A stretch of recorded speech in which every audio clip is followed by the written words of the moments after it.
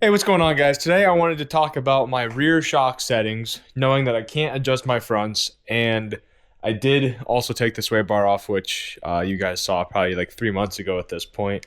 I've been driving the car around without the sway bar. I've not felt anything. I took a pretty sharp turn at about 50 on my way home today, and I did actually kind of feel it. That's the first time I felt it even do a little bit of something, but it was still very controlled, completely fine. So from there, I was getting this car, tuned, as you guys saw a few videos ago, and it was skating all over the road. And I started thinking maybe my shock settings are too high because it's not feeling the road. It's not even trying to hook, trying to do anything. So, started doing a lot of research into it, and I thought it'd be kind of fun to bring you guys along for it. So, what I did was I actually had these set at like the base of what I've seen most people talk about online, which is 6 compression, 9 rebound. If you guys think of a spring like this one, and you say, okay, it has compression and rebound. Compression is how fast it can collapse. And you don't want it to go too fast because then it'll max out the front shocks way too fast, as I've done plenty of times in my other videos. I could probably put in a clip here.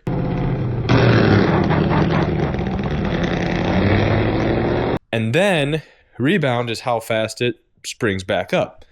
So in my case as well, another clip, probably the same clip actually, I think I had the compression too tight and the rebound way too tight because as fast as I let out of the clutch and the car starts to hook, it goes up, and then instantly springs the back up and unloads the rear tire.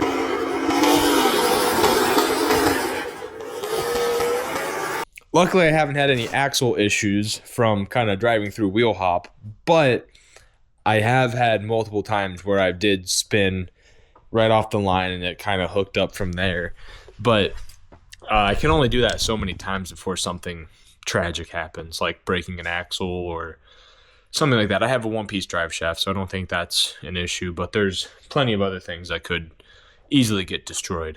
So what I did was I actually softened it to 5 compression, so to let it, squat a little bit harder, which being independent rear suspension with my kind of power on radials, probably be good.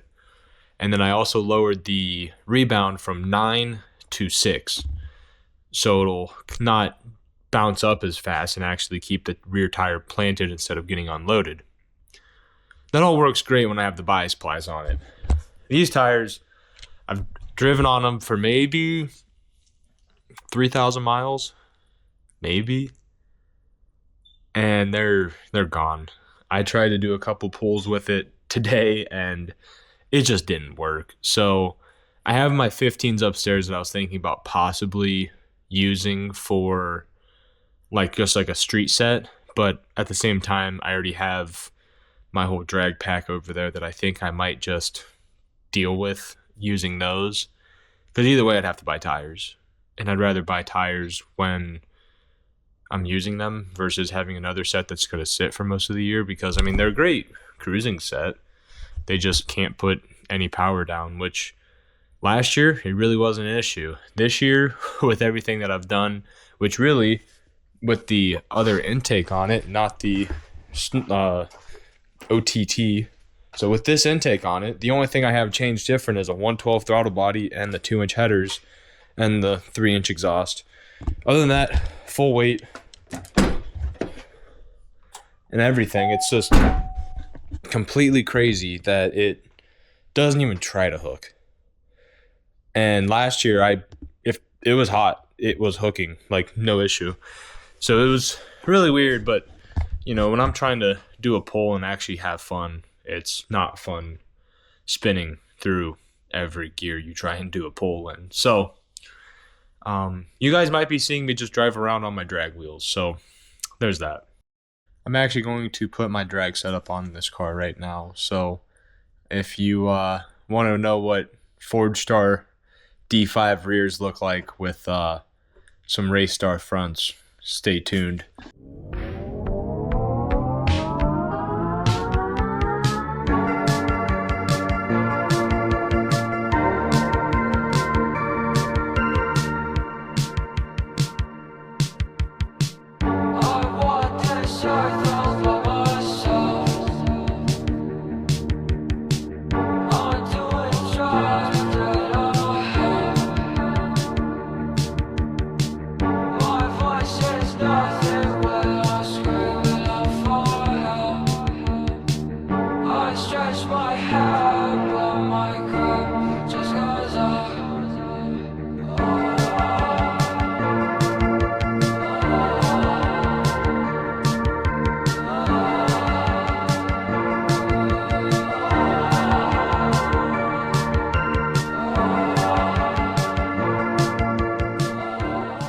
And this actually is my current setup. I have the Ibach 1LE drag springs on it with these Viking shocks. So it's a pretty nice setup. I just kind of wish that I could make it work better, but I'll make sure that happens this year.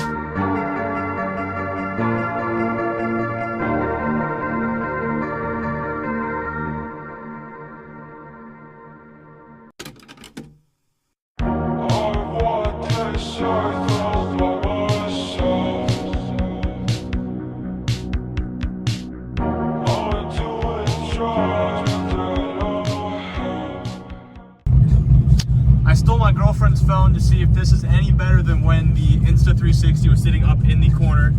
I am going to actually be trying to do something with the Dragy now that I have a full drag pack on it. I just have to remember that my speedometer is off in the car, which is where I was having issues with before. So I'm going to drive it around, get the car hot for a second, and I'll get right back with you guys.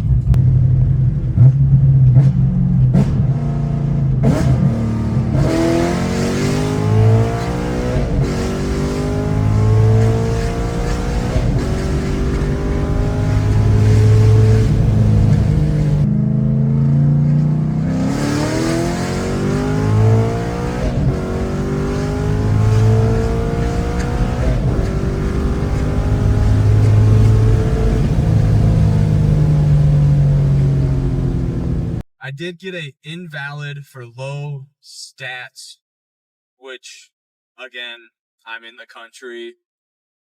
The Dragy is, I don't even know where, because it was supposed to be in the cup holder. It's in the back seat now. No. Oh, it's right there. Okay, so there's the Dragy. I probably should have it somewhere up on the dash if I keep trying to do this, but whatever. It's not that serious. But low stats, 747 with a passenger, full interior, drag pack, uphill a little bit. So honestly, this is with the slower intake on it too. It doesn't have the snorkel, I call it. But I really have strong belief that cut out, 250 pounds and the other intake, and I have a really strong feeling this is going to trap high sixes, 60 to 130, which to me would be an absolute blessing, because based on my 132 mile an hour trap speed last year, I should have been trapping about 60 to 130 and about a 7.2, which I would say is pretty legit. So yeah, losing 4/10 off of a 60 to 130 is pretty nice. So, and that was in touring mode too. That's not even like the snappy throttle response. But I got a lot of excuses. April 11th is still when I should be really going out to rip on this thing. I didn't even look at the RPM. I was more just making sure I was going down the road. Um, so I got some things to work on, but drag pack feels amazing. The shock suspension change that I did felt amazing. And yeah, I hope you guys enjoyed and came along for the ride. Again, I'll have the Dragy 60 to 130 posted just so you guys could see it. Not that I really care about that number because I won't be happy till it says a 6, because basically if it's a 6-second 60 to 130, to me that's going to make it sure that it's a 9-second car. So there's that. But I will see you guys in the next video. Thank you guys for watching. Peace.